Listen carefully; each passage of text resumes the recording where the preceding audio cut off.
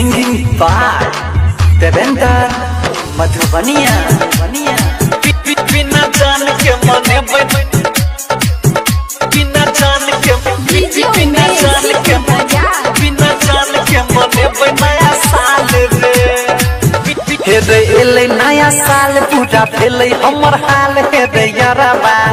तू तो सुनै हमर बात कोने कोले विश्वास हे रे यारबा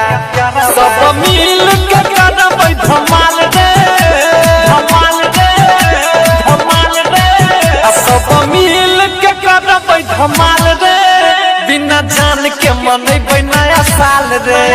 बिना माल के मनैबै नया साल रे सब गोटे मजा लेबै नया साल के बिना माल के मनेबै नया साल रे बिना जान के मनेबै नया साल रे बिना जान के मनेबै नया साल रे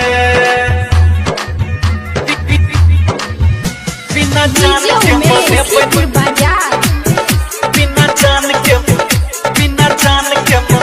बिना जान के मनेबै नया साल रे पहिले वाला प्यार के भूलेबै दोस्त सबके संग पिकनिक मनेबै एक जनवरी के भेट पाका सब मिल करबै रे धूम धड़ाका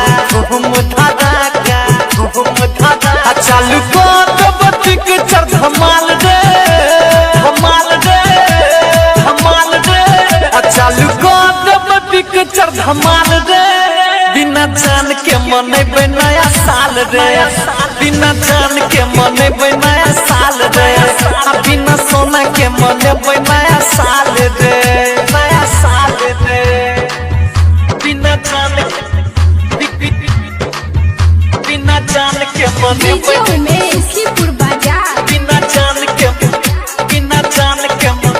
बिना जान के मनेबै नया साल रे जो प्यार के छोड़ी सुने कल को गदा दादी आ कखनो न टूटै मिता हमर तो हरियारी कहे छै बात सुन नित से रंजीत रे गायक देवेंद्र के बजाई एक गीत रे बजाई एक गीत रे बजाई एक गीत अब भरत पप्पू का हो करबै कमाल रे कमाल रे कमाल रे प्रकाश पप्पू को हो करबै धमाल रे बिना माल के मनेबै नया साल रे बिना जान के मनेबै नया साल रे बिना माल के मनेबै नया साल रे रे एले नया साल पूरा भेलै हमर हाल हे रे यारबा तू तो सुनै हमर बात कोने कोले विश्वास हे रे यारबा सब मिल के करबै धमाल रे धमाल रे धमाल रे सब मिल के करबै धमाल रे बिना जान के मनेबै नया साल रे